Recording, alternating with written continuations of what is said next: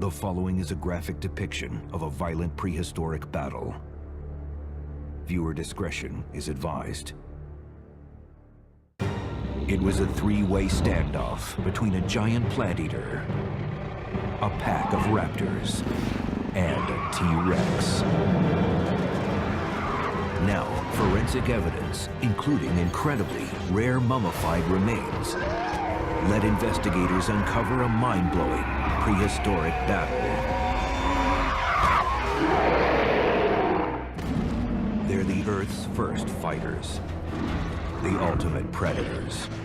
New discoveries in forensic science bring to life the prehistoric art of war. This is Jurassic Fight Club.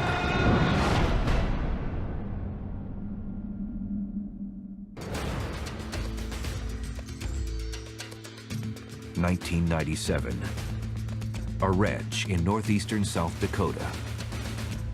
A fossil hunter is on a routine dig when he suddenly spots the remains of a large dinosaur jutting out of the side of a hill. To identify the bones, paleontologists now rely on experience and acute knowledge of what other species of dinosaur have been found in the same area.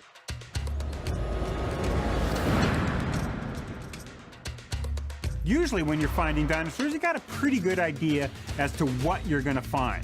If you're in the late Cretaceous, you have a good chance of finding like a duck-billed dinosaur or a Triceratops or a Tyrannosaurus. And so you've got some idea who the cast of characters are you might find. But very often it's not until you've actually excavated a series of bones that you can really start to get a handle on what kind of dinosaur you have. If I find even a fragment of a tooth with the serrations on it of a carnivorous dinosaur, I can often tell you exactly what kind of carnivorous dinosaur that belongs to. I don't need a whole tooth to tell you what it is. I can tell from the size, I can tell from the shape of the serrations, and so on. Paleontologists uncovered more of the skeleton and then compared them to the bones of other dinosaurs found nearby. They realized they were looking at a monster. It was a duck-billed dinosaur, Edmontosaurus. These dinosaurs were over 40 feet long, stood 13 feet at the hips, and weighed nearly 4 tons, about the size of a railroad boxcar. These are really big dinosaurs with massive tails, but their body design is perfectly balanced so that their center of gravity is directly over their hips.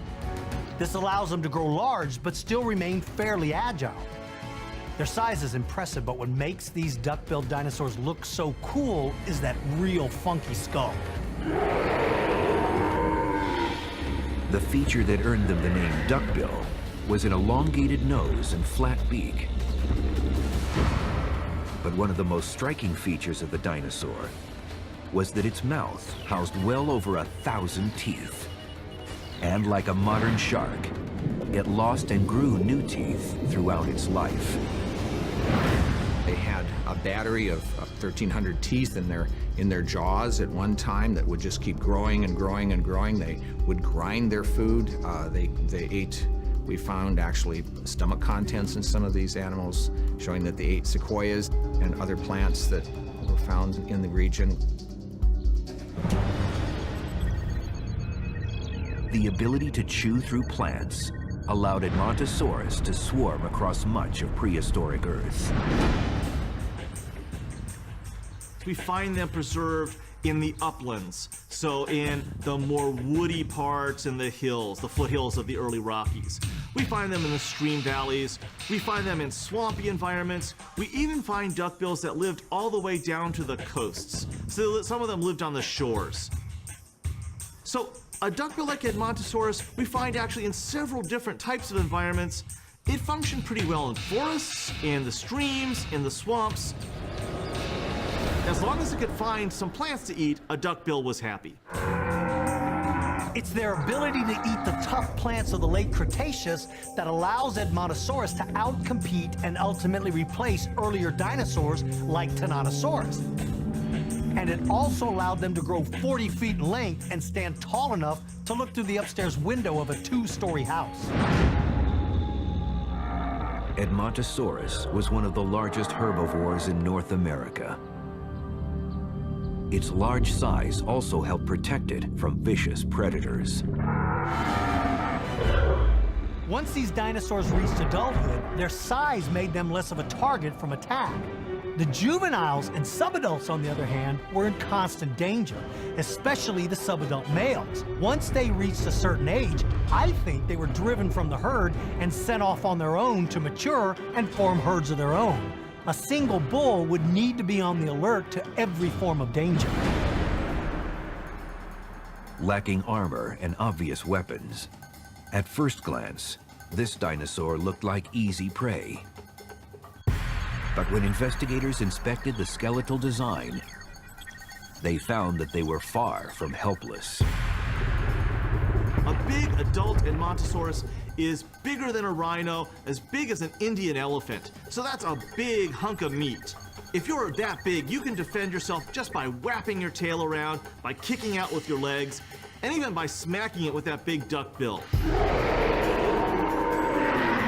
If you're an Edmontosaurus and you're under attack, the first thing you want to do is run away.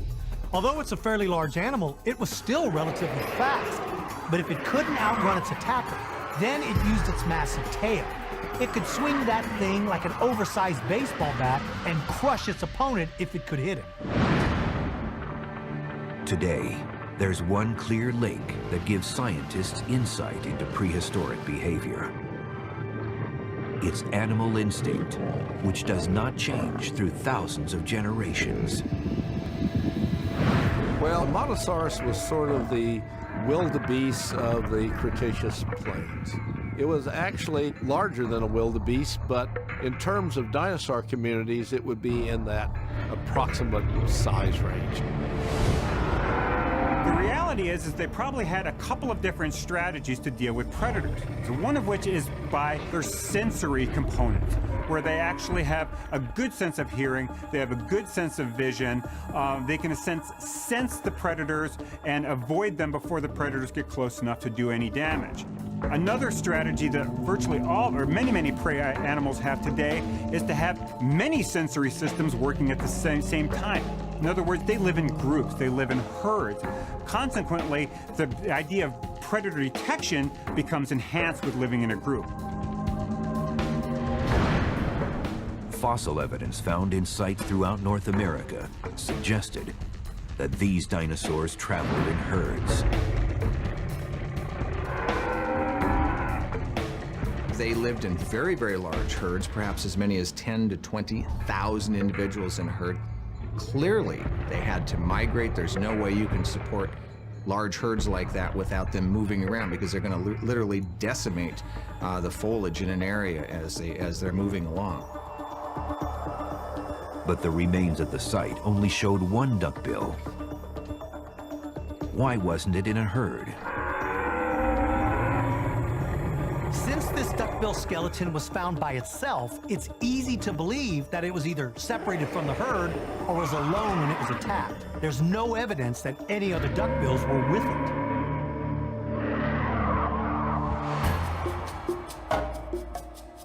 When feeding, these dinosaurs stood on all fours. But there was one stunning feature in the way it moved. When they had to, duckbills had a special adaptation. They walked on two legs. We know by studying a lot of fossil footprints that Edmontosaurus and its relatives walked on two legs most of the time. I'm sure that larger members found it easier to walk on all fours, but when they needed to, they could get up on their hind legs and run. Maybe not incredibly fast, but hopefully faster than their attacker.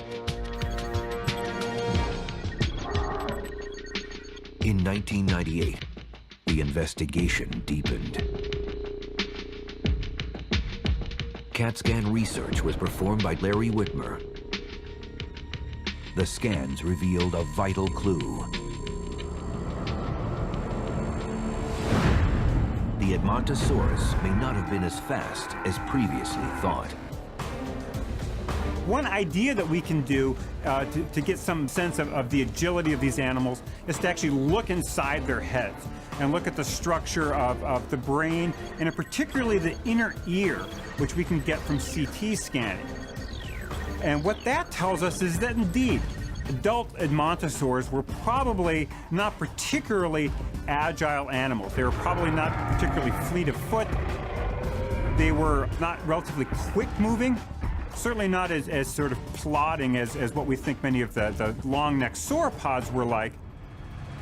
When paleontologists CAT scan dinosaur skulls, they get a very clear idea of the shape of the brain. By comparing that brain to modern animal brains, they're able to figure out which part of the brain is dedicated to which sense. So if the olfactory section of the brain is enlarged, then it tells scientists that the animal sense of smell was more advanced than one with a smaller part of the brain dedicated to that same sense.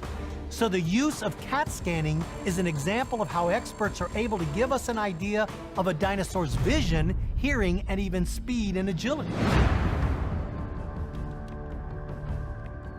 But as more of the skeleton was unearthed from the hillside, the mystery deepened. Most of the skeleton was missing. The only body part that remained was its tail. The tail was a staggering 23 feet long. But what could have happened to the other half of this dinosaur? Had it been attacked and partially eaten? Then another discovery. The tail was covered in fossilized skin. It had been mummified. The discovery of fossilized skin is not unheard of, but it's remarkably rare. I've had the opportunity to study a large duckbill named TC, whose neck and body parts are covered in fossilized skin. We don't fully understand the process that causes some dinosaur skin to mummify, but the end result allows us to study the skin texture of the dinosaur. We're unable to determine the original skin color, but at least we get a look at the thickness and texture. The discovery of a duck-billed dinosaur tail covered in skin was unprecedented, but it would pale in comparison to what they found next. A second beast, and forensic proof of massive dinosaur carnage that took place over 65 million years ago. It is a find unlike any in modern science. The tail of a giant plant eater had been discovered. And incredibly, its mummified skin survived.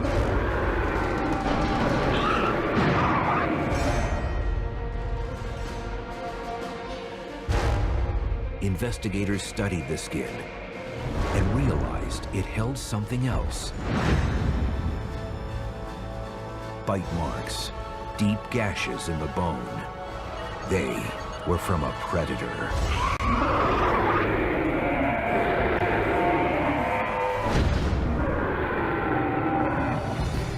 Looking at the tooth marks left in the skin of the tail of this dinosaur, my first reaction was, holy cow, it's been bitten.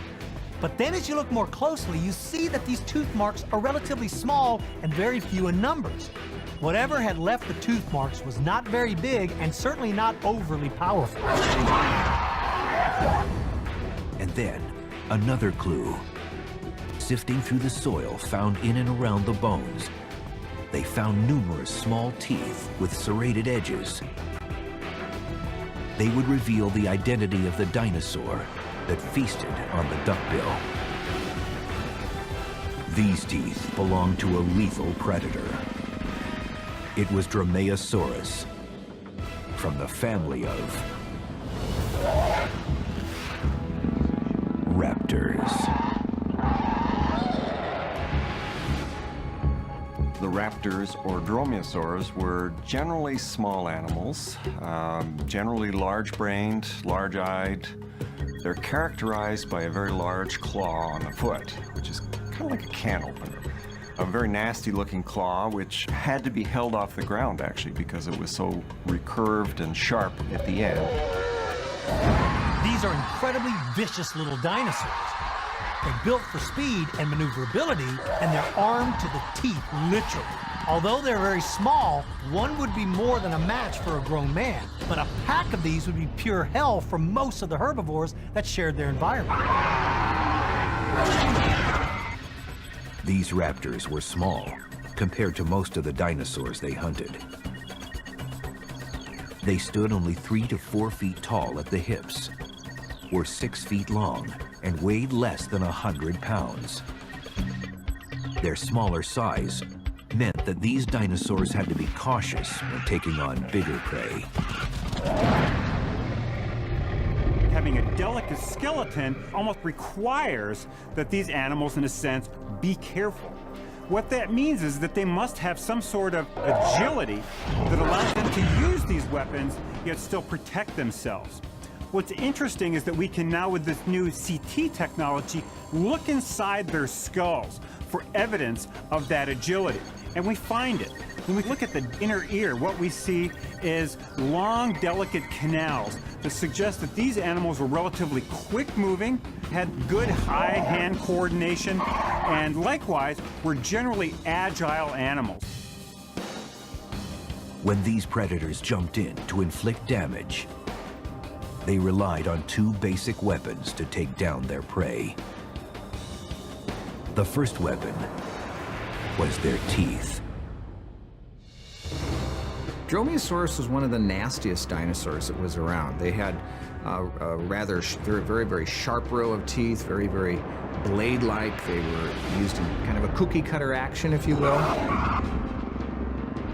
Recurved teeth helps them to slice through the meat. So they bite onto something and the teeth tear into it. And they've got these little serrations down the front and the back that tear through the muscle fibers. The recurved part means as the skull pulls back, it carves into the flesh and helps tear out a nice chunk. So it helps them slice through the meat much more effectively. Sharp, serrated, and recurved, their teeth were capable of causing some serious damage. But the most powerful weapon in their arsenal was their claws. Basically, I think that raptors relied very heavily on their hands and their feet for killing. You can see that in the case of a raptor, you have claws that are in fact bigger than its own teeth. That's telling you something right there. Whereas in the case of, say, Tyrannosaurus rex, if you look at the teeth of Tyrannosaurus rex, they're as large as or larger than the claws.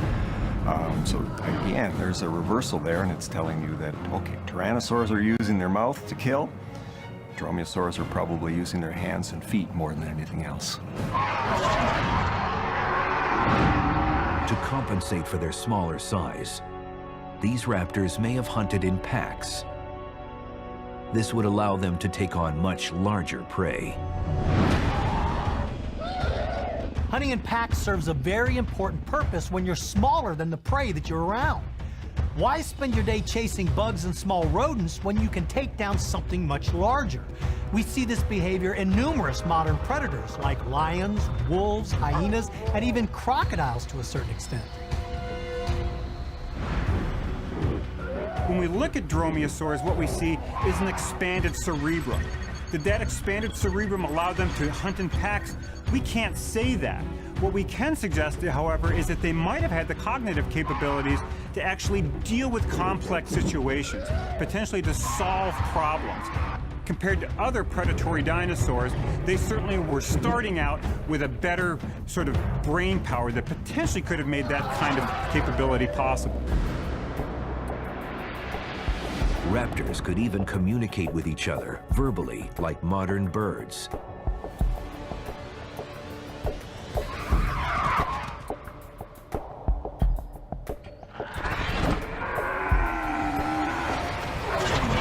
When I looked at the bite marks on the Admonosaurus tail, I could see that they were not very deep and they were relatively small. That suggests to me that whatever bit this dinosaur did not have the jaw strength or long teeth necessary to really bite deep into the hide. And then the discovery of the raptor teeth found nearby clinched it for me. I believe the most likely candidate for whoever left those small bite marks on that tail was Dromaeosaurus. But was there other evidence to support the notion that raptors preyed upon the duckbill? Other dinosaur remains found at a second site in South Dakota would prove they did. We actually have a site where we found Dromaeosaurus bones with Edmontosaurus, and that's the Ruth Mason Quarry, where we've got a bone bed of several thousand individuals of Edmontosaurus, and every once in a while we'd find a bone or two of Dromaeosaurus in there. So they were not only contemporaries, but obviously these Dromaeosaurus were out there eating on these Edmontosaurus. But why would only the teeth of a raptor be found near the tail? When predatory dinosaurs like Dromaeosaurus feed, it's not unusual for them to break off a tooth. In fact, their teeth are actually made to break off and be replaced by the tooth growing underneath it. This is a great way to ensure that they always have a sharp set. Unless the Dromaeosaurus is killed in the process of eating his meal, the only evidence you're going to find that they were even there are these broken and shed teeth.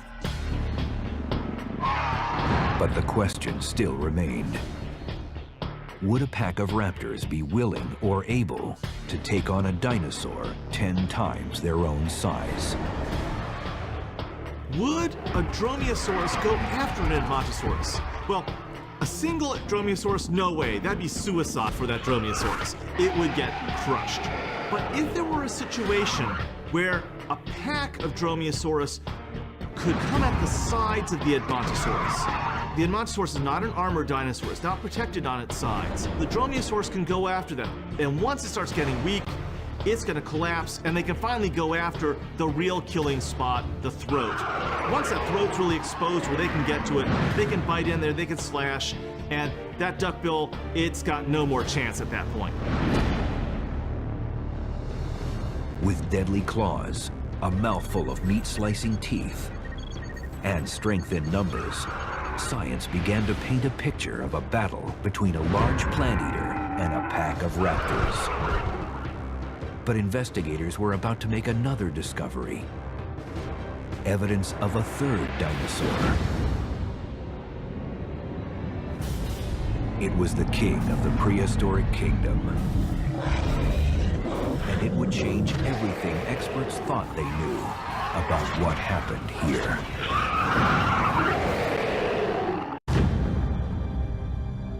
In the Badlands of South Dakota, evidence pieced together a picture of a vicious attack between a pack of raptors and a giant duckbill. But a new discovery would suggest that these raptors did not dine alone. Investigators continued to study the remains when they noticed that the tail had a second set of bite marks. But these were not raptors. Stunned is the only word I can think of to describe my feelings when I saw those second bite marks on the tail. These weren't thin, shallow slash marks. These were made by big, round, powerful teeth. And there was only one dinosaur in the late Cretaceous who had the teeth and jaw muscles to make those marks. And that's Tyrannosaurus Rex. T-Rex. The ultimate predator. This was the most powerful and terrifying animal that ever walked the earth. Every single animal that lived within its territory would have spent their lives in absolute fear of running into this thing. It was truly the ultimate in predatory dinosaurs. There's no animal living today that has had the strength of Tyrannosaurus Rex. To try to come up with something that had that kind of power, I don't know, a howitzer, you know, like this animal was so strong that there's nothing that could escape if it decided it wanted to eat it. T-Rex stormed planet Earth around 90 million years ago and ruled it for another 25 million years. It weighed in at a staggering 7 tons grew up to 16 feet tall and ruled a domain from Canada to Texas. With its robust teeth and powerful bite, nothing could withstand its attack. T-Rex had to use those teeth to crunch right through bone. And so it couldn't have narrow teeth the way the other carnivorous dinosaurs did. It had to make teeth that were really, really wide and would have been incredibly damaging to anything that it bit. The T-Rex teeth were shaped very distinctly, like a serrated banana.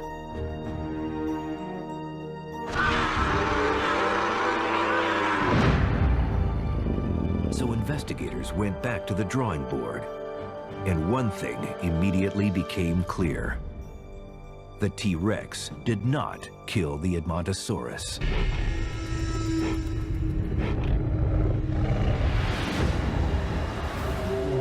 There are only 2 big teeth marks on the tail, and so I don't believe a T-Rex killed the dinosaur. Had it attacked and killed it, I suspect we would have seen a lot more evidence of that attack. The tail would have been one of the natural targets of the Rex, so we would expect to see numerous bite marks and crushed and broken bones. But because we don't, it appears that the duckbill was already dead before the T-Rex even showed up. If the T-Rex had attacked the plant eater, the bones would have been pulverized. But the size and shape of the bite marks pointed to a raptor attack. It was a vital clue. This T-Rex came on the scene after the raptors made their move. Experts then took a step back and began to piece together how this battle could have started between the duckbill and a pack of raptors. They began by examining the differences between predator and prey. If we're looking at sheer physical strength, the Edmontosaurus far overwhelms the individual Dromaeosaurs.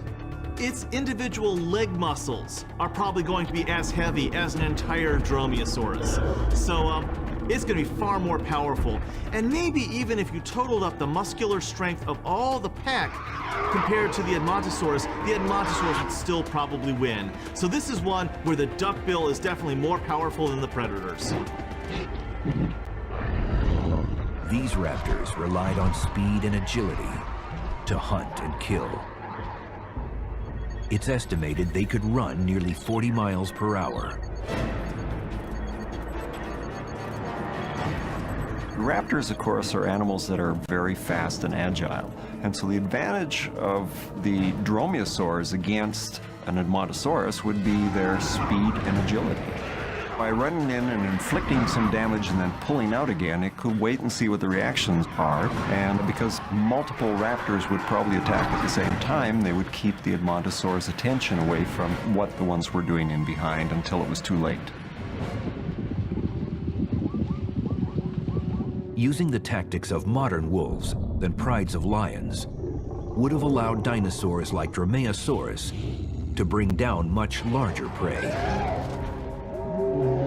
Experts worked off the theory that, as with modern predators, raptors relied on scent to forewarn them of approaching prey.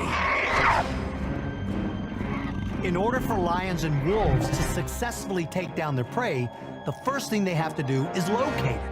This is where an acute sense of smell gives them an advantage. Raptors would have relied on the same sense of smell to detect and recognize their prey long before they could see or even hear it. This way, the pack has time to set up an ambush and surprise their victims. We now know that duckbills were among the most common dinosaurs in North America during the late Cretaceous. Experts believe that it defended itself by wielding its tail like a giant club. It is estimated that a direct hit would be enough to send a small car flying. Lots of remains stretched over a wide landscape are a clear sign of success. When it comes to Edmontosaurus, we find tens of thousands of fossilized remains throughout North America. Because we find so many, they certainly had the ability to defend themselves. And so my guess is that their tail was its primary weapon. But you better not count out the raptor. It's designed to kill, and so it has a very large arsenal.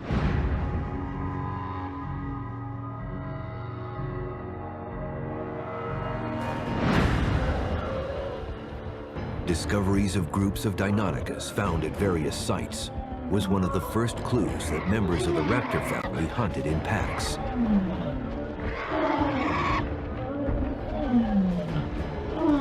Although these pack-like hunting methods are used by modern mammals, its origin lies with these early bird-like dinosaurs.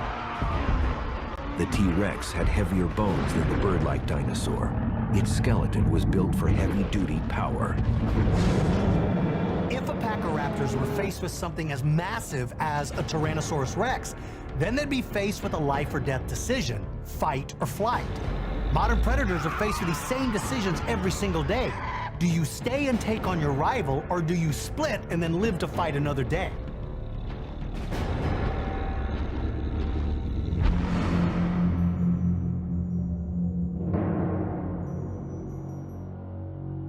The T-Rex marked its territory with scent marks like modern cats and usually stayed within these boundaries.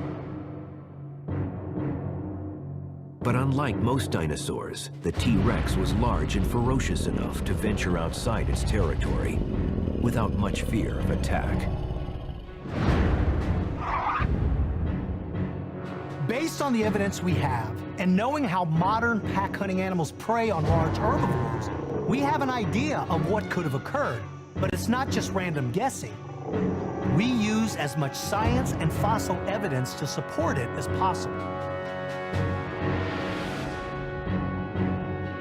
Using the latest in high-tech scientific advances and knowledge of animal behavior, experts were able to piece together new clues about how a group of raptors were able to coordinate their attack like a prehistoric company of soldiers.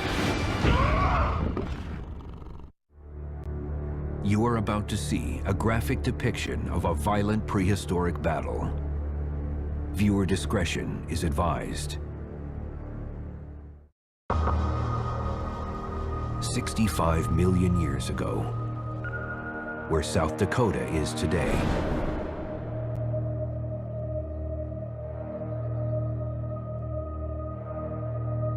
a lone duckbill is searching for food.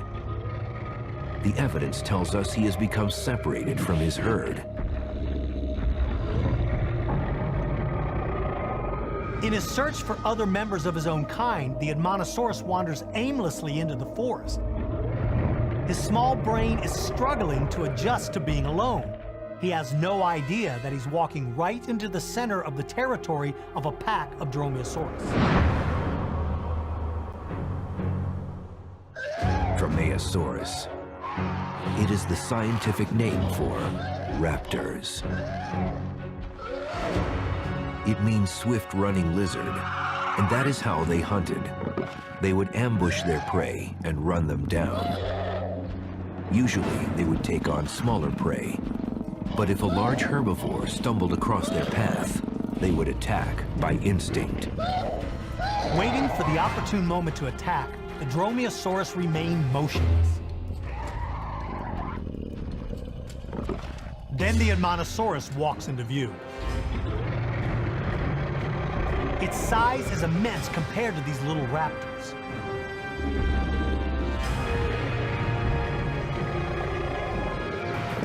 The rest of the pack won't attack until the alpha makes a move.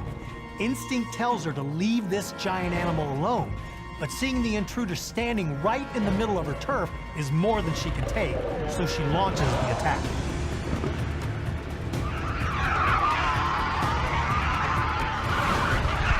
The duckbill had a thick hide and the ability to shake rapidly to throw off attackers. Raptors had terrific balance and were able to land on their feet like cats.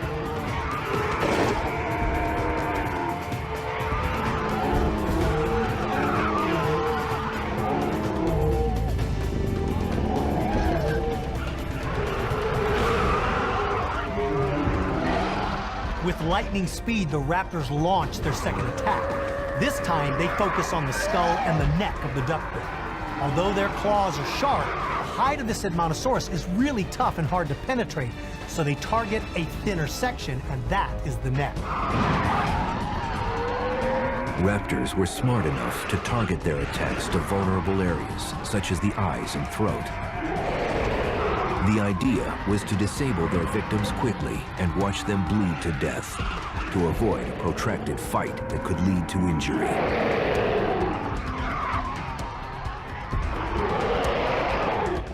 Now on its hind legs, it's in a position to use its massive weight to its advantage.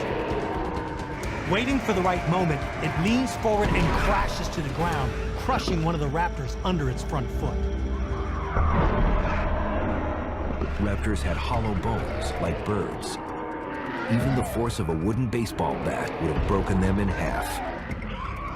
But scientists now know something else.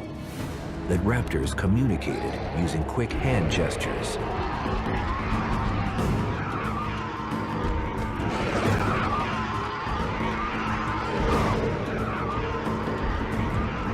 Raptors like Dromaeosaurus have fairly complex brains for a dinosaur. What makes them such efficient killers is that they have the ability to react to a situation in relatively short order. Launching a simultaneous attack is a very effective maneuver when attacking something as big as Edmontosaurus. The Edmontosaurus skin was up to 3 inches thick and was covered with small, round, armor-like calluses.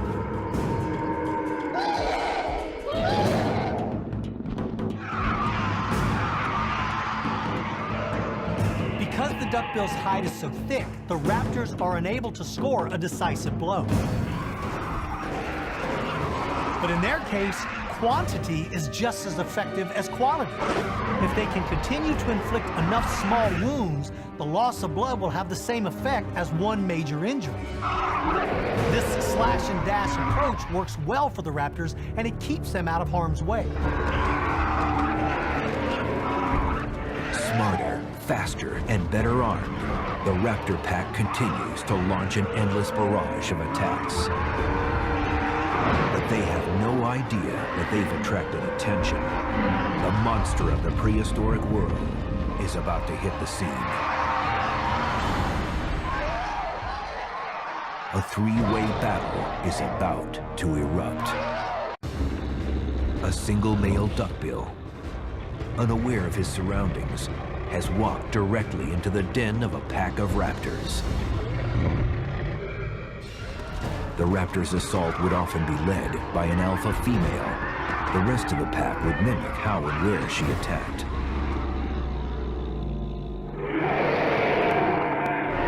With larger prey, the strategy would be to surround the victim and overwhelm it.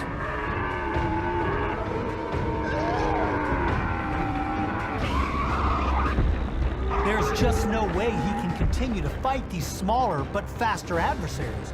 If he can make it out of the forest and into the open, he'll have the advantage. There, he'll have the room to swing that massive tail. One hit on that tail on those lightly built raptors will turn them to mush. Raptors were typically cautious creatures, but once they tasted blood in a fight, they were overcome by adrenaline. Almost nothing could make them break off the attack. Their brains focused on only one thing: finishing their prey. This would send them into a fighting frenzy. These raptors know every inch of the terrain. They have a particular spot where they're going to try to drive the duckbill towards. If they can drive him into it, he'll never see the light of day again.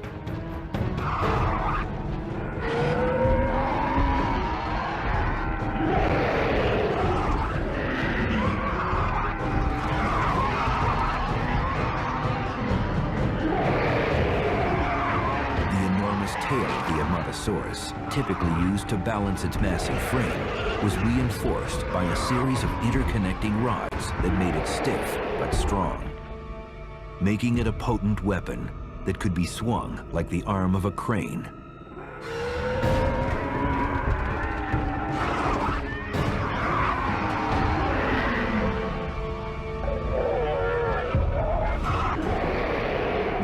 Rex was able to sense vibrations through the pads in its feet, allowing it to track large herbivores.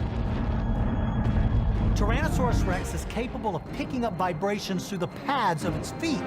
The sound waves created by the battle are transmitted through the ground into the feet, up the skeleton, and then into the inner ear.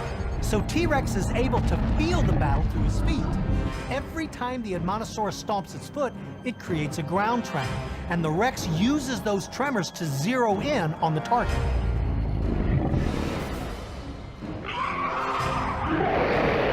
Edmontosaurus's tail was attached to powerful muscles, enabling it to swing with surprising speed. Raptors used a variety of psychological tricks when fighting. This included rushing at the victim's face to confuse it. It was also able to mimic noises, perhaps even echoing the sounds of its prey.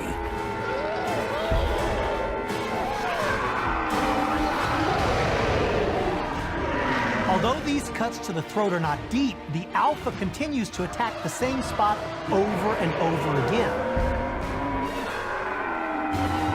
These raptors have succeeded in driving this 4-ton meal right onto their dinner plate.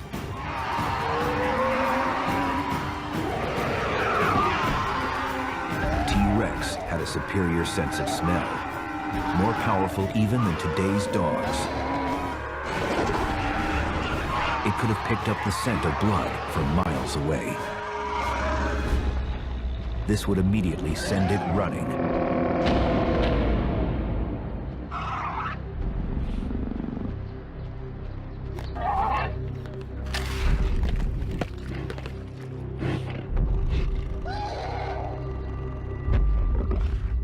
Predators are opportunistic, and the bigger they are, the more opportunities they have.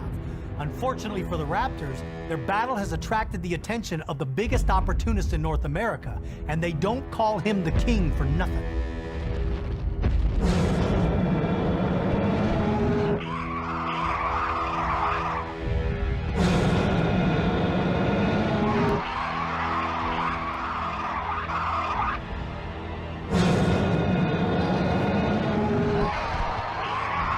Raptors would never fight a T-Rex.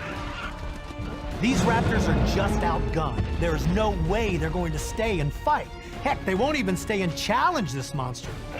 They'll do what small predators have always had to do when someone bigger takes their food. They just have to wait their turn and hope he leaves some scraps. The Tyrannosaurus Rex had massive jaws. Able to open almost 5 feet wide, it could clamp down around the tail of even the largest herbivores.